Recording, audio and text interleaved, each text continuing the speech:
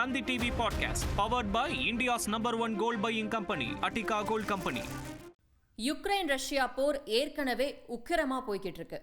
Israel Gaza போர் ஒரு பக்கம், இன்னொரு பக்கம் இஸ்ரேல் ஈரானுக்கு இடையில நாளுக்கு நாள் பதற்றம் அதிகரிச்சுக்கிட்டு இருக்கு. இஸ்ரேலுக்கும் யுக்ரைனுக்கும் நிழல் மாதிரி பக்க பலமா நின்னுக்கிட்டு இருக்கு அமெரிக்கா. இந்த போர்களுக்கு சம்பந்தமே இல்லாத மூன்றாவது நபரான அமெரிக்கா வாண்டடா மூக்க நுழைச்சு காசாவுக்கும் ரஷ்யாவுக்கும் ஈரானுக்கும் கொடைச்சல் கொடுத்துக்கிட்டு இருக்கு. ஈரானுக்கு ஆதரவா ரஷ்யா அமெரிக்காவுக்கு மிரட்டல் விடுத்திருக்கு. துருக்கி ஈரானுக்கு தோள் கொடுத்திருக்கு. இப்படி போர் அடுத்த கட்டத்தை நோக்கி நகர்ந்துகிட்டு இருக்க நிலையில இது சாதாரண போரா இருக்குமா இல்ல மூன்றாம் உலக போரா மாறுமா என்பதை விரிவாக பார்க்கலாம் தந்தையின் பாட்காஸ்டில். வழங்குவது நான் வினோதினி முத்துராமலிங்கம். இஸ்ரேலும் சரி ஈரானும் சரி, ரெண்டு நாடுகளுமே சக்தி வாய்ந்த நட்பு நாடுகளை தங்கள் பக்கம் வச்சிருக்காங்க. இஸ்ரேலுக்கு அமெரிக்காவோட ஆதரவு இருக்கு. பிரிட்டன் ஜெர்மனியும் இஸ்ரேல் பக்கம் நிக்குது. அதே சமயம் ஈரானும் சளைச்சதில்லை. ஈரானுக்கு ரஷ்யாவும் சீனாவும் உறுதுணையா நிக்கிறாங்க. இப்படி மத்திய கிழக்குல நிலவக்கூடிய அசாதாரண சூழல் மூன்றாம் உலக போருக்கு வழிவகுக்குமோ அப்படிங்கிற அச்சம் எழுந்திருக்கு. ஈரான் நிபந்தனை இல்லாம சரணடையணும்னு அழைப்பு விடுத்திருந்தாரு அமெரிக்க அதிபர் ட்ரம்ப். ஆனா இத கொஞ்சம் கூட சட்ட பண்ணிக்காத ஈரான் மேல இஸ்ரேல் நடத்தக்கூடிய தாக்குதல்களுக்கு அமெரிக்கா ஆதரவு தரக்கூடாது அப்படின்னு கடுமையா எச்சரிக்கை விடுத்திருக்கு. இஸ்ரேலுக்கு அமெரிக்கா ராணுவ உதவி செய்யறது மத்திய கிழக்கோட நிலைமைய தீவிரமா சீர்குலைக்கும் அப்படின்னு ரஷ்யா வார்ன் பண்ணிருக்கு. ஈரானோட அணுசக்தி தளங்கள் மீது இஸ்ரேல் வான்வழி தாக்குதல் நடத்தினதோட ஈரானிய விஞ்ஞானிகள், உயர் ராணுவ தலைவர்கள் இந்த வான்வழி தாக்குதல்ல கொல்லப்பட்டதை ரஷ்யா கடுமையா கண்டிச்சது. இப்ப இஸ்ரேலுக்கும் மேற்கத்திய நாடுகளுக்கும் என்ன பிரச்சனை? ஈரானோட அணுசக்தி திட்டம் தானே. அதுக்கு ராஜதந்திர தீர்வை எட்ட ரஷ்யா மத்தியஸ்தரா இருக்க தயார் அப்படின்னு ரஷ்ய அதிபர் புட்டின் ஒரு ஆஃபர் கொடுக்கறதா தகவல் தெரிவிக்கப்பட்டிருக்கு. இஸ்ரேலோட தாக்குதல்களுக்கு எதிராக தன்னை தற்காத்து கொள்ள ஈரானுக்கு சட்டபூர்வமா உரிமை இருக்குன்னு ஈரானுக்கு ஆதரவு தெரிவிச்சிருக்கு துருக்கி. அணுசக்தி பிரச்சனையில உடன்பாட்டை எட்ட தவறிட்டதா ஈரான் தலைவர்கள் மேல அமெரிக்க அதிபர் ட்ரம்ப் விரக்தியை வெளிப்படுத்தியிருக்காரு. இந்த பிரச்சனைக்கு உண்மையான முடிவு எட்டப்படணும், ஈரான் அணுசக்தி திட்டத்தை முழுமையா கைவிடுறது தான் இப்ப எதிர்பார்க்கிறதா ட்ரம்ப் தெரிவிச்சிருக்காரு. ஆனா நாங்க அணுசக்தி திட்டத்தை ஆபத்தான செயல்களுக்கு பயன்படுத்தலன்னு மீண்டும் மீண்டும் விளக்கம் அளிச்சுக்கிட்டு இருக்கு ஈரான்.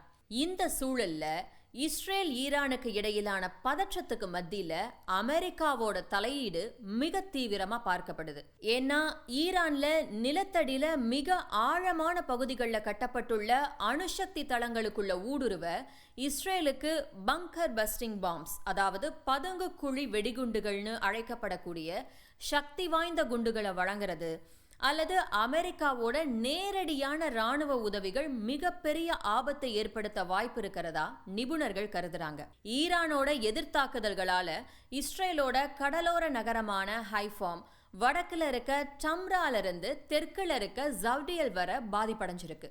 ஏவுகணை தாக்குதல்களால டெல் அவிவ் உள்பட முக்கிய இஸ்ரேலிய நகரங்களோட சுற்றுப்புறங்கள்ல இருக்க கட்டடங்களும் சேதமாயிருக்கு. அதே சமயம் இந்த பக்கம் ஈரானை பார்த்தோம்னா 17 நாடுகளைச் சேர்ந்த 600க்கும் மேற்பட்டவங்க போருக்கு மத்தியில ஈரான்ல இருந்து அசர்பைஜானுக்கு தப்பிச்சு போயிருக்காங்க. காசால ஹமாஸுக்கும் இஸ்ரேலுக்கும் இடையில நடக்கிற போரால மத்திய கிழக்கு பதற்றமான பிராந்தியமா மாறுச்சு. ஆனா ஈரானோடையும் போர் நடந்துட்டு வர சூழல்ல நிலைமை இன்னும் மோசமாகிடுச்சு. ஒருவேளை நாளுக்கு நாள் சண்டை தீவிரமாகி தவிர்க்க முடியாத சூழல்ல அந்தந்த ஆதரவு நாடுகள் போர்ல குதிச்சா மூன்றாம் உலக போர் வர வாய்ப்பு இருக்கு. 2023 துவங்கின காசா போர், லெபனான் மீதான தாக்குதல், சிரியால அசாத் ஆட்சி கவிழ்ப்பு, ஐரோப்பா மற்றும் மத்திய கிழக்குல ஏற்பட்டிருக்கக்கூடிய இந்த போர் சூழல், அதே போல சீனா, ரஷ்யா, வடகொரியா மற்றும் ஈரான் இடையில அதிகரிச்சுக்கிட்டு இருக்கக்கூடிய நட்புறவு, இதெல்லாம் அடுத்த 10 ஆண்டுகள்ல ஒரு பெரிய அளவிலான மோதலை ஏற்படுத்த வாய்ப்பு இருக்கிறதா அட்லாண்டிக் கவுன்சில் எச்சரிக்கை விடுத்திருக்கு. ரஷ்யன் ஜெனரல் அப்டி அலாடினோ இன்னும் ஒரு படி மேல போய் ஆல்ரெடி மூன்றாம் உலக போர் துவங்கிடுச்சு, குறைஞ்சபட்சம் 5 லட்சம் பேரை உடனடியா தயார்படுத்தணும், உண்மையை சொல்ல போனா 10 லட்சம் பேரை தயார் செய்யணும்னு பரபரப்பு கருத்தை தெரிவிச்சார். அதோட ரஷ்யா கிட்ட மிகப்பெரிய அணு ஆயுத கிடங்கு இருக்கு அப்படிங்கிறத உலகத்துக்கு சொல்ல விரும்புகிறோம். அப்பதான் ஈரான் உள்ளிட்ட மற்ற எல்லா நாடுகளோட விளையாடுற மாதிரி எங்க கிட்ட யாரும் விளையாட மாட்டாங்க அப்படின்னு சூசகமா எச்சரிக்கை விடுத்திருக்காரு. சீனா, வடகொரியா, ஈரான் உள்ளிட்ட நாடுகள் எய்தர் ஆயுத உதவிகள் மூலமாவோ இல்ல தங்கள் நாட்டு வீரர்களை நேரடியா அனுப்பியோ யுக்ரைன் போர்ல ரஷ்யாவுக்கு உதவிக்கிட்டு இருக்காங்க. இந்த போர் ஒட்டுமொத்த ஐரோப்பிய கண்டத்தையும் அபாயத்துல ஆழ்த்திருக்கு.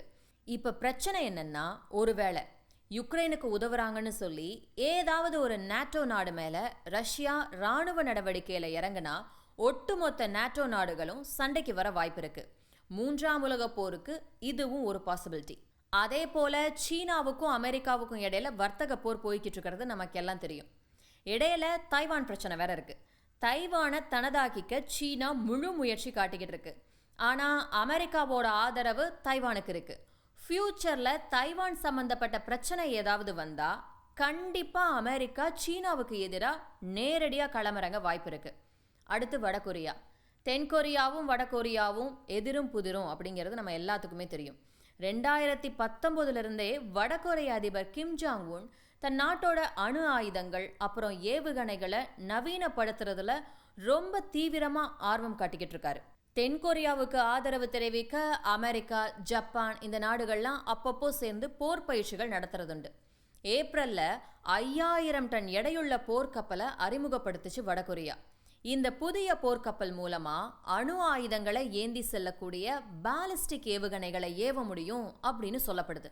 அதே மாதிரி இன்னும் 5 வருடங்களுக்குள்ள நேட்டோவுக்கு எதிராக ரஷ்யா தன்னோட ராணுவ பலத்தை பயன்படுத்தக்கூடும்னு NATO secretary general Mark Rutte சமீபத்தில் சொன்னார். அதே போல அமைதியை பாதுகாக்க நாம போருக்கு தயாரா இருக்கணும்னு நேட்டோ நாடுகளுக்கு அறிவுறுத்தி இருந்தார். நேட்டோ முழுவதுமே பாதுகாப்பு செலவினங்களை அதிகரிக்கணும். நாம 1 வருடத்துக்கு ஒரு அமௌண்ட் ஆஃப் வெடிமருந்துகளை தயாரிக்கிறோம்னா அதை ரஷ்யா 3 மாசத்துல தயாரிக்குது அப்படின்னு அவர் சொல்லியிருந்தாரு.